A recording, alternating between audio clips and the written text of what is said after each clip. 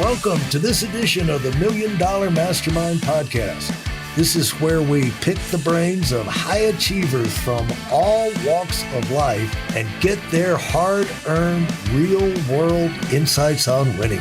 I'm your host, Larry Weidel. Well, I like to point out to people, and I just kind of bore the hell out of people with this thing about something that's informed my thinking in my life is phrase, and I don't know where it came from. You got to be specific to be dynamic. And it just shows like where that applies in paintings. I find that when I'm working on a painting, most of the time you don't know what it's going to be. And then somewhere in there, it'll start to tell you who it is, what it's going to be. But the quicker you can get to the point where you know what you're going to call it, the quicker you can really turn it into something special, And I don't know if that applies in writing songs, but it's like when you have a name, there's an identity to it. And when you're communicating concepts, you've got what's winning for you in this particular situation is you were able to come up, even though it was a struggle, with naming something that everybody struggles with and just giving that name, that category out there, and that definition allowed people to do what you did, crystallize a whole lot of other thoughts. Right. That's what I love about it. And once you crystallize, it's like all the rays of the sun.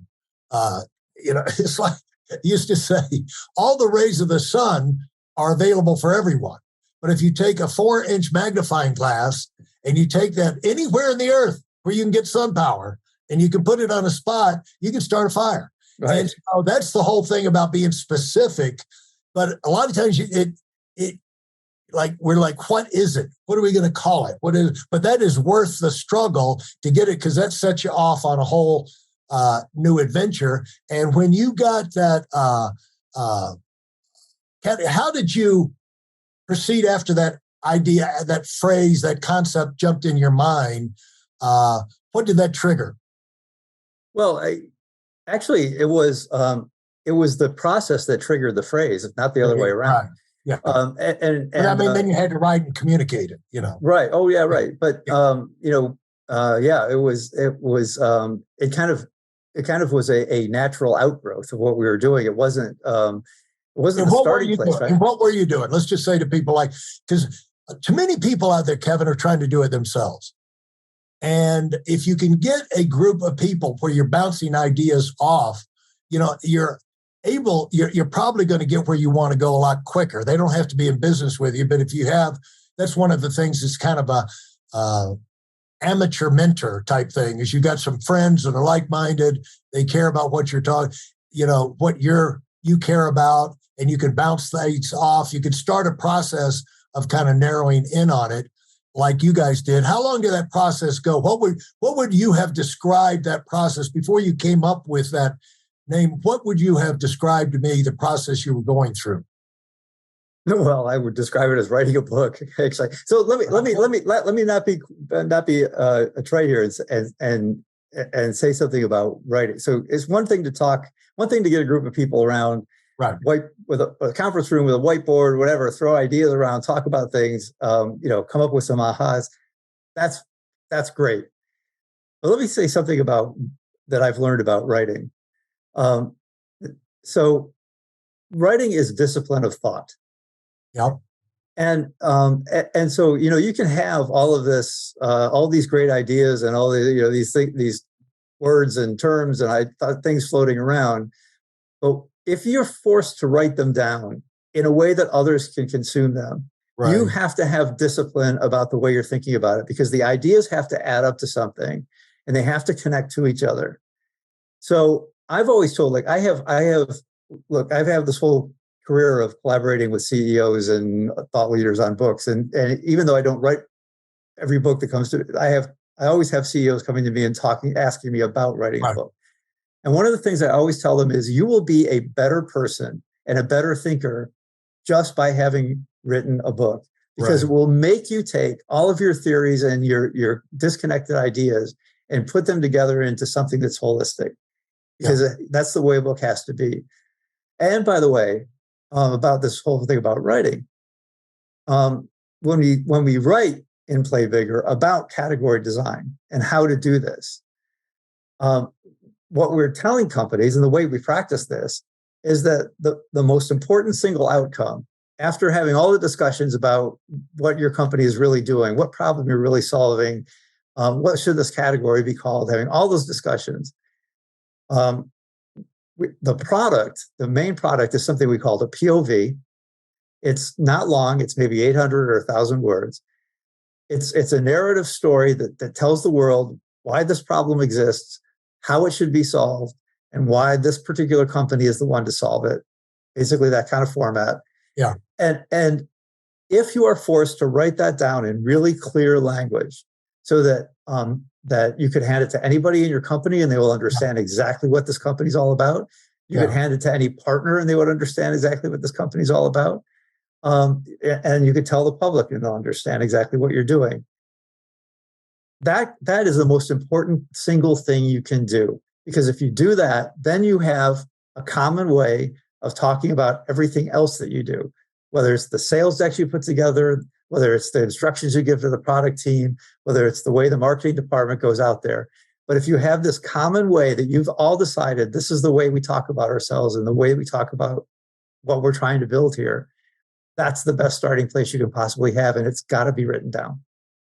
Well, and without that, it's hard to have anything closely resembling the same kind of unity on your team.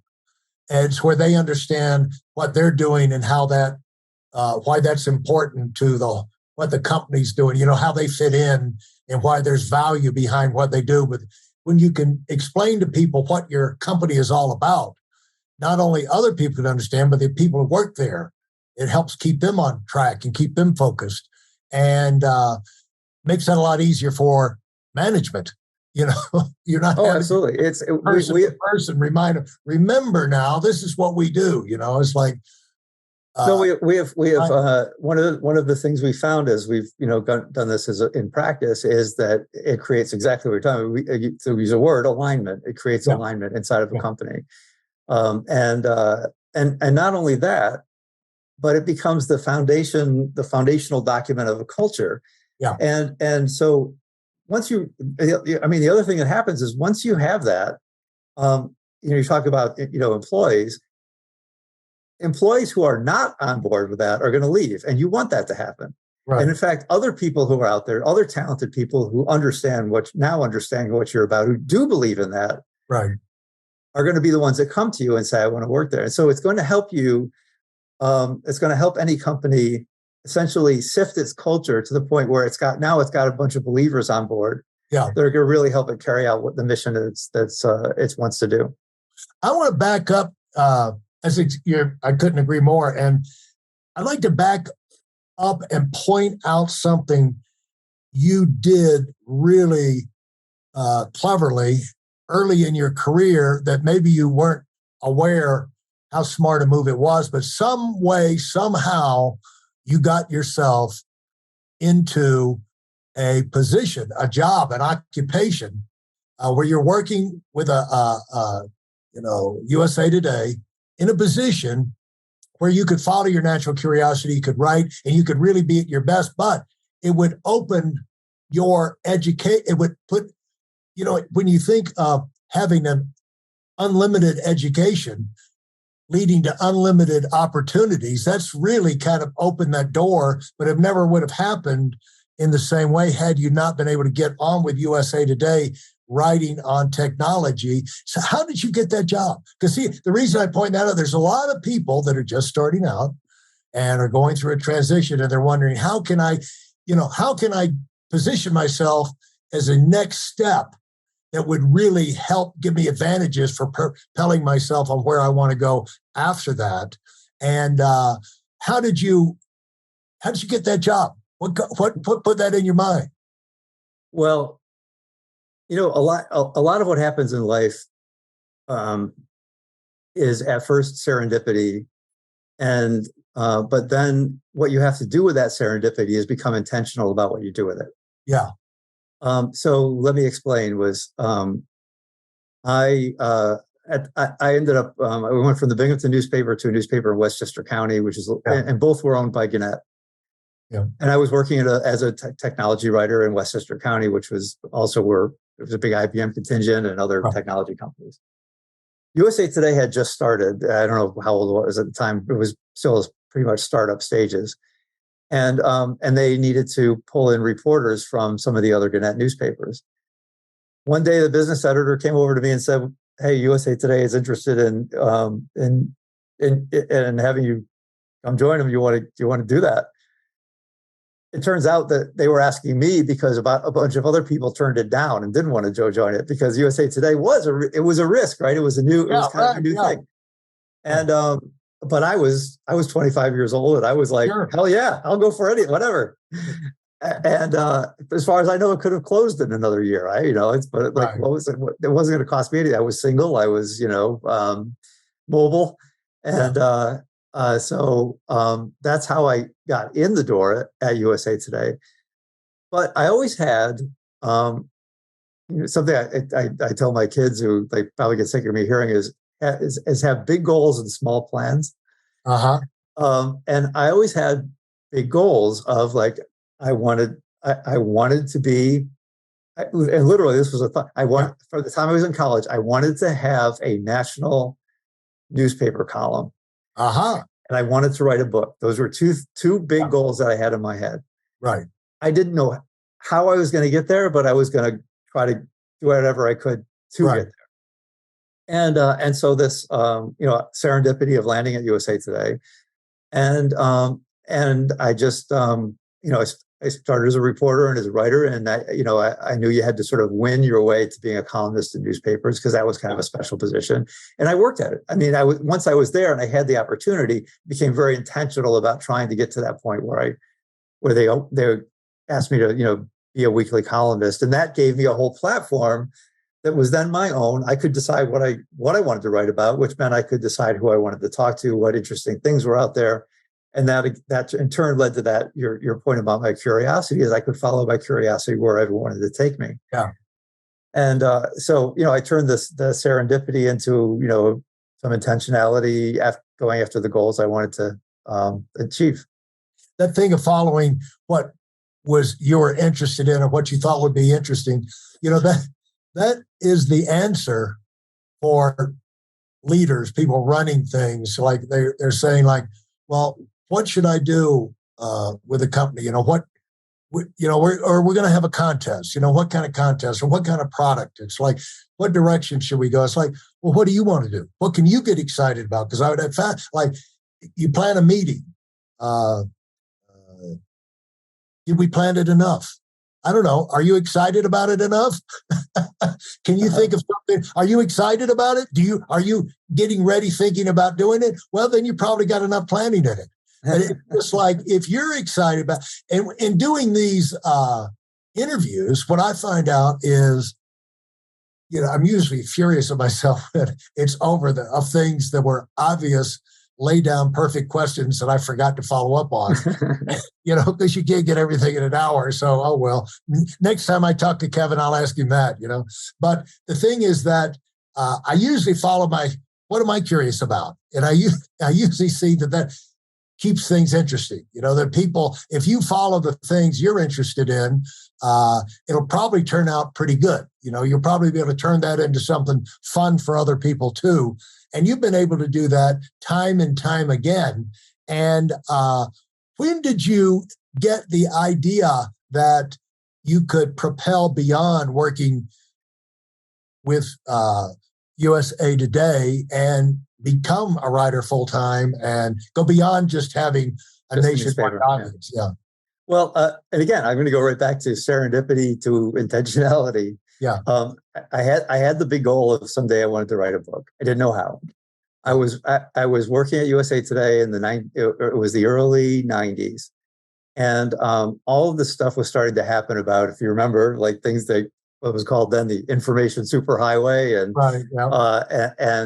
and content was starting to become digital as music was being put on CDs and starting to get things on interactive TV was a conversation people were having. So all this but I could see, because I'd been in the business for a while at that point, I could see that this was all leading to something really interesting, where media was going to become digital and everything was going to change. And so I started writing a lot about that for USA Today. And then I had the idea, well, this stuff is really adding up to something. I'm going to write a book proposal. So I wrote a book proposal, and I had no idea, didn't know anything about the publishing industry. I didn't have an agent or anything like that. And so I started trying to shop this thing around. It went nowhere. I literally had a big printout that I stuck in a drawer, classic thing, right? And somewhere, maybe, I don't know, 3 or 4 months after I gave up on that, an editor from a big publishing house called me, had read some of my stuff in USA Today, and said, "Hey, have you ever thought about writing a book about this stuff?" And I said, "I could send you one tomorrow." And so that turned into my first book, which was called Mega Media Shakeout. And then talk about like a bunch of sort of serendipity things sort of piling up on each other. Is the book landed in April 1995. And it was the first book that landed that was basically about media going digital and what that was going to mean to all these different industries. And it was that summer that Netscape went public, that basically the consumer internet, Yahoo suddenly appeared on the scene, Amazon appeared on the scene, the consumer internet blew up. And all of these, companies across all these different industries were panicking about, like, what does this mean? What's it going to do? And my book landed right in the middle of that, sold really well, and also got me pulled into, like, I got requests to go speak to company boards, to speak to conferences of like 5,000. What was that like? Let's talk. When you the first time you're going to speak to a company board, what's going through your head? What was that experience like? It was frightening as hell. Yeah. So I had no experience. So looking back on it, if there's anything in my career, I wish I could go back and change. Because I did not know what I was doing. I had no experience doing this. I suddenly got pulled into all of these situations. And when I look back on it, I was so bad. And in fact, eventually I ended up hiring a speaking coach to help me figure this out and get a little bit better at it. And now actually, all these years later, and I've spoken so many times to so many groups, and I get up in front of companies all the time. It's like, it's a no-brainer, and I kind of know how to do it, and I can be pretty dynamic about it. But oh my God, I was so bad at it back then. And I'm sure I completely screwed up opportunities I could have had. Thanks for listening to the Million Dollar Mastermind. If you felt there were any valuable takeaways from this episode, please take a minute and leave us a 5-star review. Your feedback is important and really helps us get the word out to a wider audience. Remember, we have a valuable webinar that is absolutely free. Register for it right now at weidelonwinning.com. Thanks for listening.